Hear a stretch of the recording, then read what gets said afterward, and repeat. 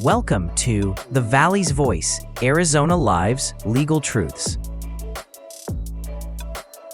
Welcome to the Valley's Voice, Arizona Live's Legal Truths with Travis Meltzer, founder and managing attorney at Valley Injury Law. Travis is a practicing attorney in both Arizona and Nevada who began his career in insurance defense before founding his own firm to advocate for injured individuals. His team prioritizes quality over quantity to give every client personalized legal support from start to finish.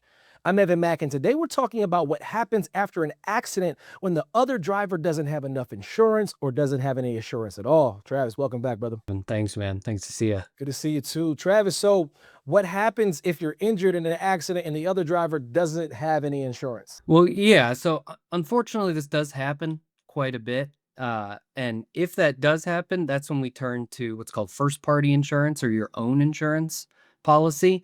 And that's when we look to see if you or the injured party has what's called underinsured or uninsured motorist coverage. Now, unfortunately, not everybody has it.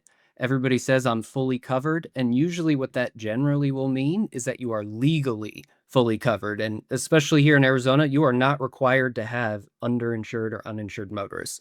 So you may not have it.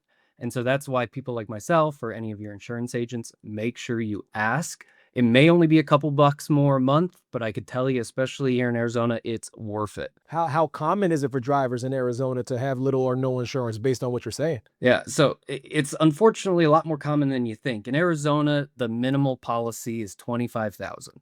And that sounds like a lot, and I'm not saying that's not a lot of money, but when you're talking about medical bills, you go to the emergency room one time, potentially $14,000 to $20,000 right there.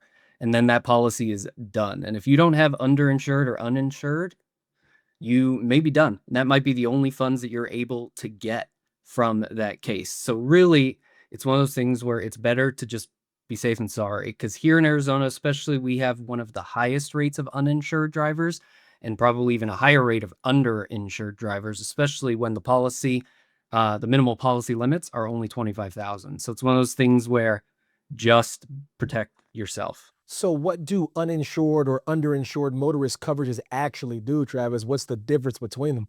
Yeah, so easiest one to explain is uninsured. So uninsured, UM is the common term. It is used when the person who caused your injury has zero insurance, none. So what uninsured essentially does is it creates a policy that protects yourself from somebody who does not have insurance for anything, or particularly the injury caused to you. What'll end up happening then is your insurance will essentially take the place of that person. You would then make a claim against or with your own insurance company, where they would essentially step in the shoes of the person that caused the injury and evaluate your claim.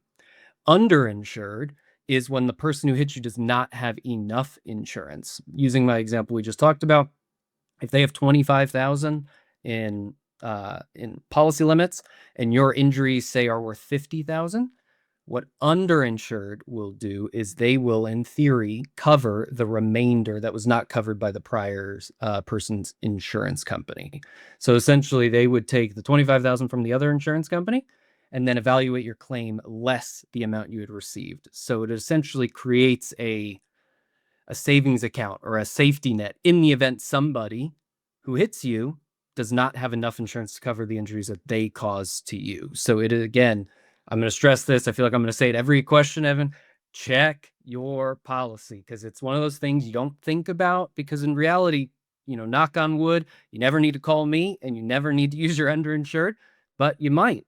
And so it's one of those things that it's not that expensive to protect yourself. What about this though, Travis? If someone has the UM or UIM coverage on their policy, what does the claims process actually look like after this accident? Yeah, so sometimes, generally speaking, it's easier because it is your insurance company, because they have an obligation to you as their insured. You are their customer.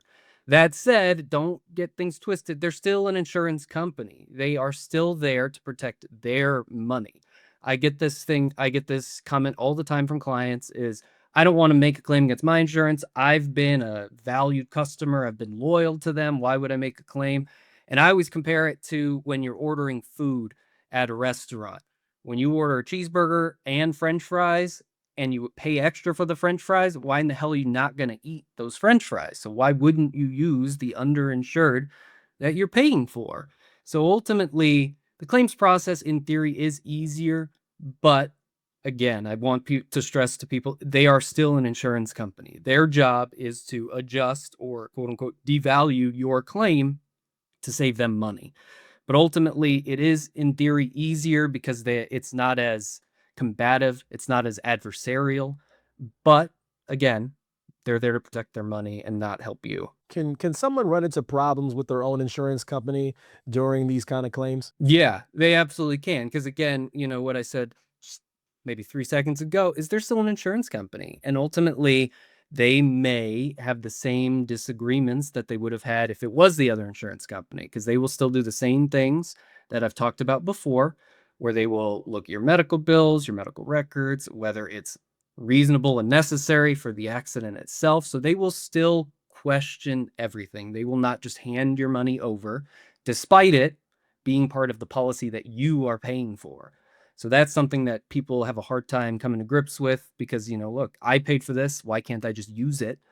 While you can use it, there are little caveats and it's in everybody's policy. It's a contract. They get the ability, or they have the ability, to analyze, devalue, and evaluate your claim how they see fit. Now, there are ways to appeal certain decisions and essentially sue, in theory, your own insurance company by going through arbitration.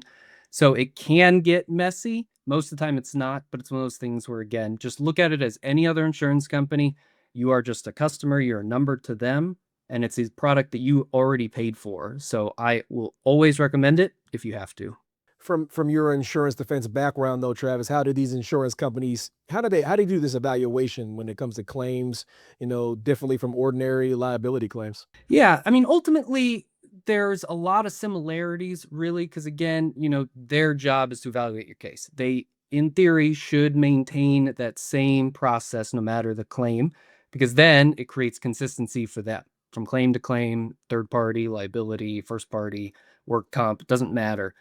But that said, again, they will generally be a little bit more lenient in the sense of they're not gonna lowball you as much because again, they do have a contractual obligation to you as the customer. And that is the biggest, arguably the largest difference because they are under contract with you to analyze it fairly.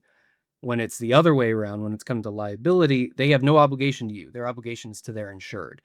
In this situation, when you're talking about underinsured or uninsured, their obligation is to you.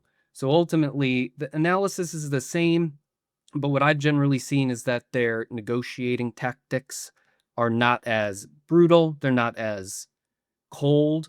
They still are cold, but I would say they're not as cold because they don't want to lose you as a customer, but they're also doing their obligations under their contract. So really the, evaluation of the case doesn't change too much.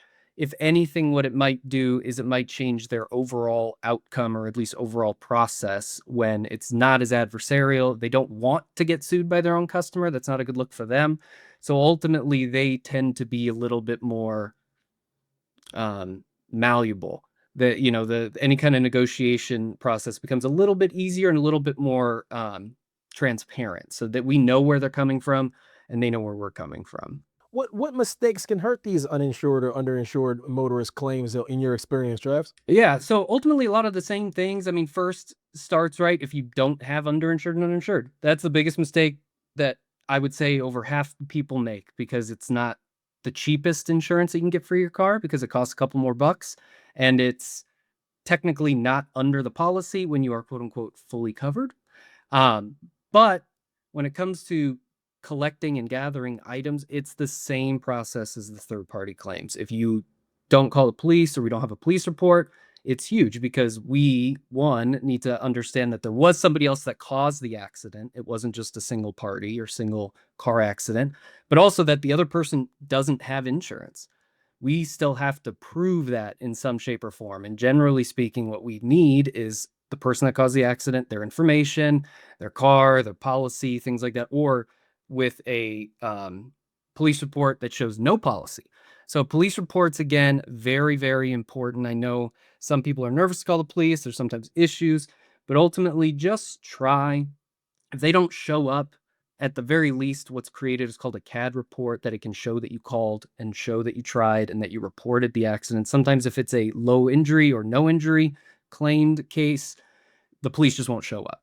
Unfortunately, they just won't. They'll say exchange information, or if it's a busy night, I mean, that's one of those things. I mean, I've had clients that have waited 4 hours for the police to show up.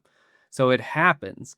So really, it's just document, document, document. And again, seek treatment. Even if you feel okay, go see somebody. Because worst case, you are hurt. But best case, you're great and you're fine and we all move on. But ultimately, seek treatment early and get a police report. Those are the biggest things, especially when it comes to those first-party claims. If someone isn't sure whether they have any of this coverage, though, Travis, where can they find that information on their policy? Yeah, so you just look at your declaration sheet, is what it's called, or declaration page. Every insurance company has it a little different. It's part of your policy. You can generally pull it up, but most insurance companies now have an app that you could just pull up your policy and it'll list every piece of coverage that you have. If you have trouble finding it, contact your insurance agent or broker.